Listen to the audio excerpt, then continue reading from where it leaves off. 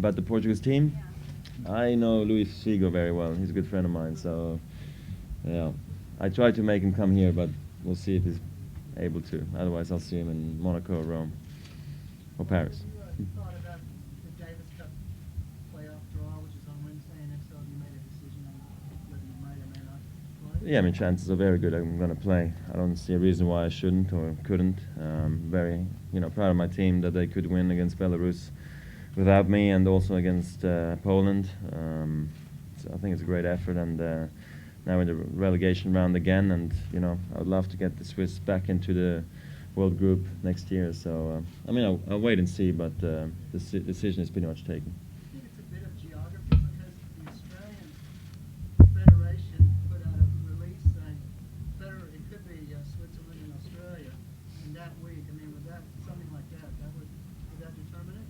Geography? Yeah, I don't know. Let's wait and see. I mean, I don't know. Probably it would to some degree. I don't know if we're seeded, unseeded. Who are the other teams to play against? I mean, last year I thought we got quite unlucky playing the Czechs away, so hopefully the draw is going to be a bit better for us. So Australia will be even tougher, I think.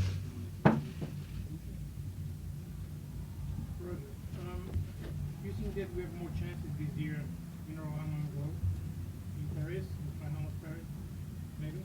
To final, semi-final? I think it depends a little bit how the clay court season goes on. I hope I can play well again, and then the chances should be again very high. At the moment, I feel confident. I'm still on a great run, in Grand Slams. I'm reaching semis at least every Grand Slam I'm playing at the moment. So I expect the same for myself at the French Open, and I'm doing everything in my power to achieve the goal of winning the French Open. Can we say it's the goal number 1 for the season? Right now it's Estoril, and then we'll see. But it's not number 1 because I'm chasing number 6 at Wimbledon, and I'm chasing Olympic gold, and I'm chasing number 5 at the U.S. Open. So I don't know if A lot of goals. that answers your question, but I have a few goals. Anything else in English?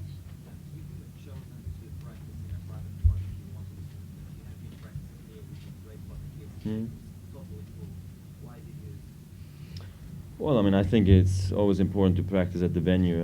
Very seldom do I practice away from the venues. It's okay to beat, the fans, but I like to sign autographs, it's the first time I come and play really on an ATP level here, and I think it would be wrong, just to hide. And they were kind enough to open center court for me, so I could practice there. There was a couple of thousand people watching my practice, even applauding in practice, and that's something that hasn't happened very often. Happened in Tokyo last time, that they sold out practice sessions to watch me play, So it's something I enjoy, and if the fans like it too, it's great. It makes a few happy people.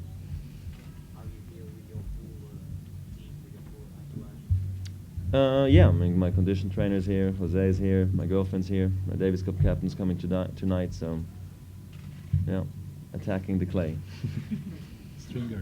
Stringer is not here. He's coming to Monaco. Yeah, you know him, man. He was at Davis Cup. For the clay court season? Excuse me? You change anything on your racket for the clay court season? I always change a little bit my balance and my weight on the clay. I've done that over the last few years now, basically since 10 years almost. It's always a little bit heavier, because it gives you a little bit more help. So that's also a little adjustment you have to make in the first days. So that's also one of the reasons why it's tough in the beginning.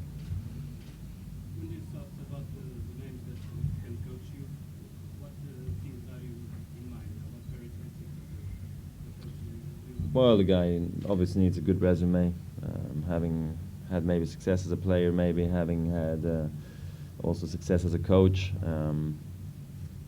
I just, especially if it's just for 10 or 15 weeks, you need a guy who's really motivated and really wants to do it because he loves tennis. I think that's most important. Doesn't do it because of the money.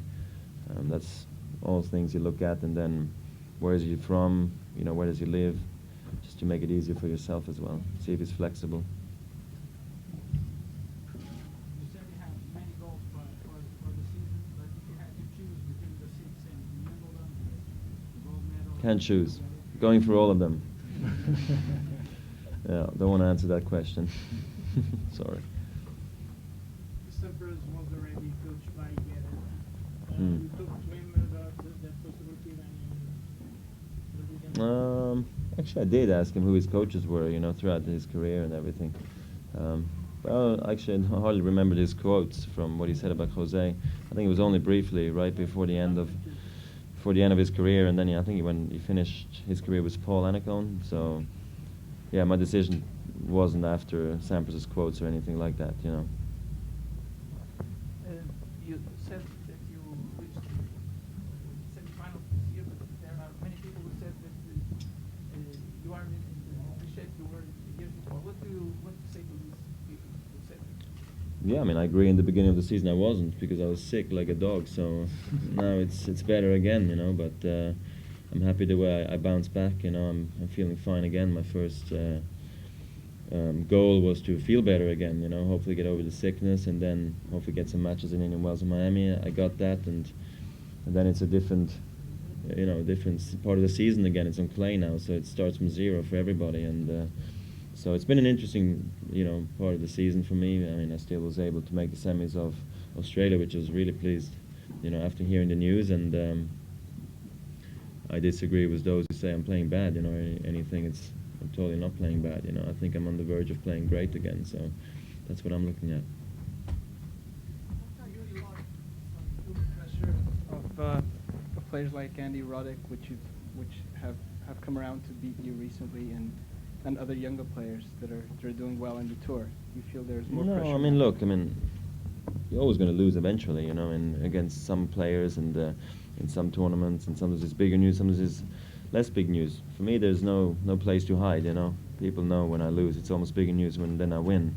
So for me, it's not something that comes as a shock, you know. I've been having an incredible season so far, an incredible career really. Over the last 5 years, I've hardly lost matches, and you've always heard people saying, you know, it's coming to an end or whatever, and then I bounce back and win a few majors and it's all over, you know. But I just hope I can, you know, stay healthy, win many more titles, you know, in the next few years. I look at the big picture and not who has just beaten me. If I play him again, I'll try to beat him back, you know. But my record against Andy or let's say Gonzalez, who I lost to in Shanghai, is still very good, you know. And I'd rather have it that way than the other way around.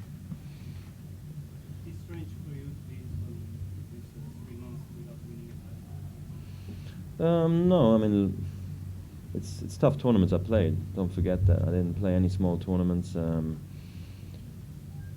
Australian Open is not so easy to win. We all know that. Dubai had a tough draw. You know, it was an unbelievable draw. I think we had 8 of the top 10 over there. I played Murray in the first round. You know, just coming back from sickness. Indian Wells and Miami are tough tournaments to win. You know, that's why I think my, you know, winning back-to-back 2 years in a row was an unbelievable achievement. You know, and so those are the tournaments I played. It's not easy to win, but. That's why it's not. You don't have to overrate those performances. I think, especially the first 2, and I think I could have done better in Indian Wells and Miami. But you know, I think Fish played really well. Andy, I missed some chances and lost in the end.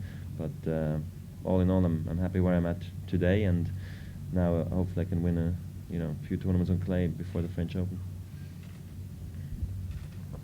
Roger, could you tell us about your thoughts on the draw? Because you're going to play against an old friend, Yeah. Olivier Rochus. I mean, I haven't looked at the draw very much. I only know I'm playing Olivier, and after that, I have to see. But I won Wimbledon doubles juniors with Olivier Rochus, so we're good friends. So we know each other since a long time. First time we played, I think must have been like 13 or 14 years old, and he was a very, very good junior back in the day, and good friend of mine too, and so it's nice to play against him. But he's one of the guys, probably together with me, who's got the best technique on tour, you know. So I think we'll see a beautiful match from this standpoint on, and it's going to be a tough match because I've had some tough matches against him in the past, like in Indian Wells one year and in Halle one year as well.